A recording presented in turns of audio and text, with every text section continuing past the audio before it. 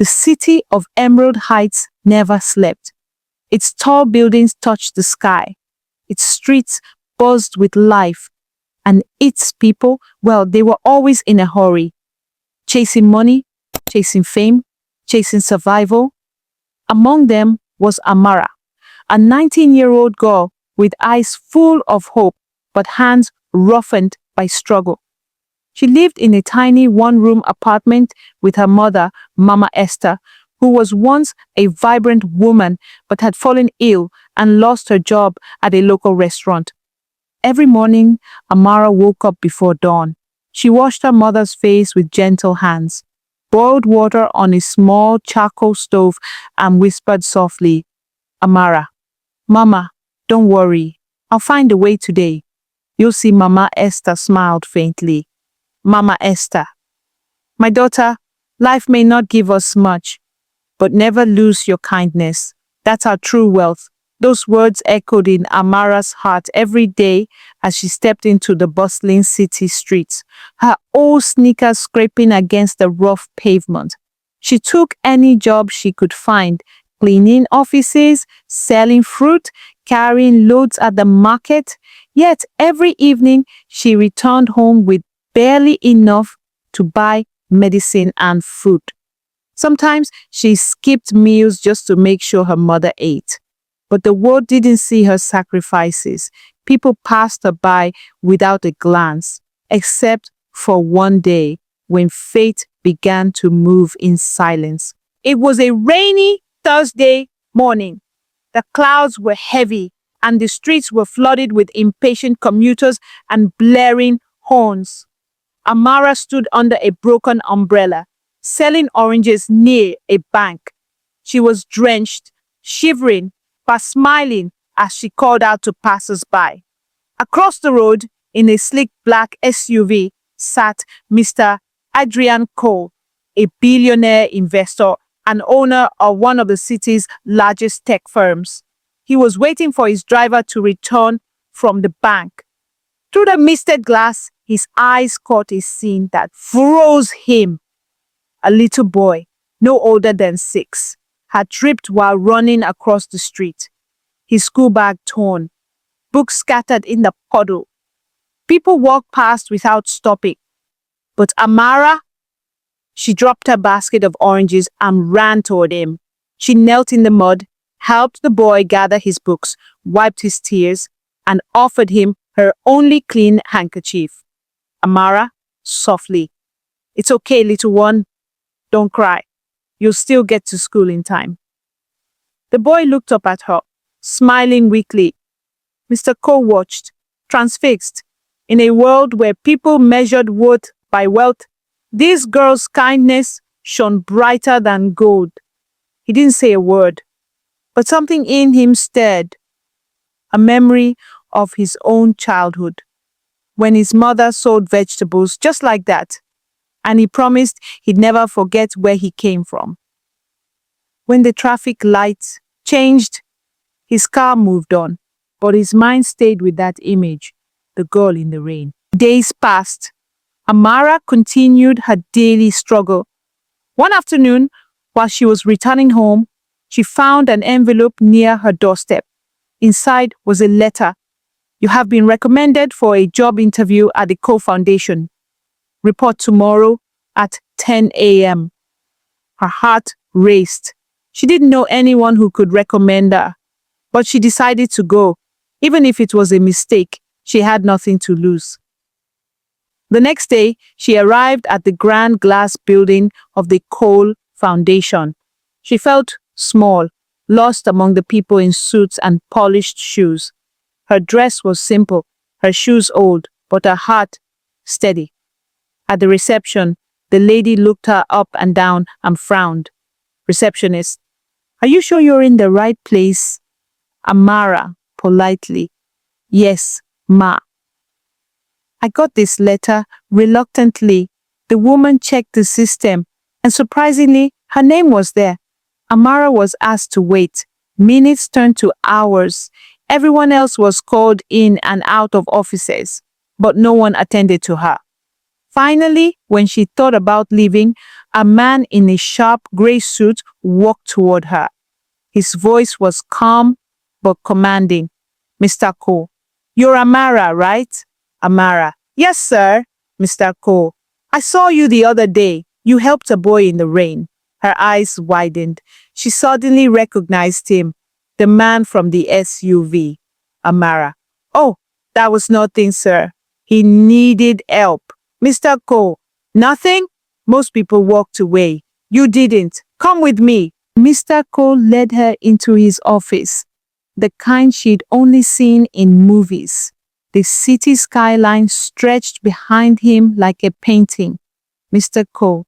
Tell me, Amara, what do you really want in life? She hesitated. Then, softly, Amara, I want my mother to get better. I want to work hard and take care of her. That's all. He smiled. Mr. Cole, you get that chance? He offered her a position at his company's outreach department, helping manage welfare projects for the poor. It wasn't glamorous, but it paid well, and it was built on what she already had. Kindness. Over the following months, Amara worked with passion. Her honesty and dedication impressed everyone. Soon, she became the face of the foundation's humanitarian projects, appearing in interviews, documentaries, and outreach events. Her mother's health improved. Their one-room apartment became a decent home. And one evening, during a charity gala, Mr. Cole walked up to her and said, Mr. Cole, Amara, you changed how I see the world. Your kindness reminded me that success means nothing without compassion. She smiled, eyes moist with gratitude. Amara, sir, you didn't just give me a job. You gave me hope. The audience applauded. The lights glowed. The same girl who once stood in the rain now stood under chandeliers. Her story inspiring millions. Amara's job was to help coordinate relief packages for low-income families. She worked under Mrs. Daniels, the foundation's head of operations, a strict woman with sharp glasses and a sharper tongue. First, Mrs. Daniels underestimated her. Mrs. Daniels, coldly, you're new here, right? Don't expect anyone to babysit you. We work fast, Amara, respectfully. Yes, ma. I'll do my best. And she did. Within weeks, Amara impressed even the toughest supervisors. Her reports were detailed, her ideas creative, and her empathy touched the people they served. She didn't just hand out food, she listened to stories, held crying children, comforted the hopeless. Her sincerity turned every task into something more than a job. But not everyone was happy. Among her colleagues was Tina, a senior assistant who had worked for the foundation for years. She noticed how often Mr. Cole smiled when he saw Amara, how he asked her opinion during meetings, how the media began to mention her name. Jealousy began to rot her heart. Tina, whispering to another colleague, you see that girl? Acting all humble. Mr. Cole likes her too much. She must be pretending. Colleague, maybe she's just good at her job. Tina, good? She's manipulating everyone with that poor girl story. Watch, I'll prove it. A few weeks later, Mrs. Daniels called Amara into her office. Mrs. Daniels, Amara, we received a shipment of laptops for the youth program. Please oversee the distribution tomorrow, Amara. Yes, ma. She didn't know that Tina was plotting behind the scenes. That night, while everyone had gone home, Tina sneaked into the storage room and removed 5 laptops. She replaced the delivery list with a falsified one, signed under Amara's name. The next morning, chaos erupted. Warehouse staff. Ma, the count doesn't match. 5 laptops missing. Mrs. Daniels. What? Check the records. They checked and found Amara's forged signature. Gasps echoed through the room. Mrs. Daniels. Amara! You were responsible! How could you? Amara froze, speechless. She hadn't even touched the shipment. Amara trembling. Ma, I swear, I didn't take anything. I don't even know, Mrs. Daniels. Save it! Security will handle this. Before she could explain, 2 security guards escorted her out of the office. Everyone stared, whispering. Some pitied her, others judged. It was like the city itself turned its back on her again. That evening, Amara sat beside her mother's bed, silent tears rolling down her cheeks. Mama Esther. Amara, my child, what happened? Amara. They think I stole, Mama. They think I'm a thief. Her mother reached for her hand and smiled weakly. Mama Esther. Do you know what they called Jesus before he was crucified? A liar, a sinner. But the truth rose with him. Yours will too. Amara broke down completely, resting her head on her mother's lap. Mama Esther. When light shines too bright, darkness tries to cover it. Don't let their lies change your heart. Outside, thunder rumbled as rain began to pour again, like the day she met Destiny in the storm. Meanwhile, Mr. Cole was away on a business trip abroad. When he returned 3 days later, he heard rumors about the theft and Amara's suspension. He frowned deeply. Mr. Cole, Amara? A thief? That doesn't sound right. He called Mrs. Daniels for an explanation. Mrs. Daniels, sir, we found her signature on the document. Mr. Cole, show me the file. When he saw the forged signature, his eyes narrowed.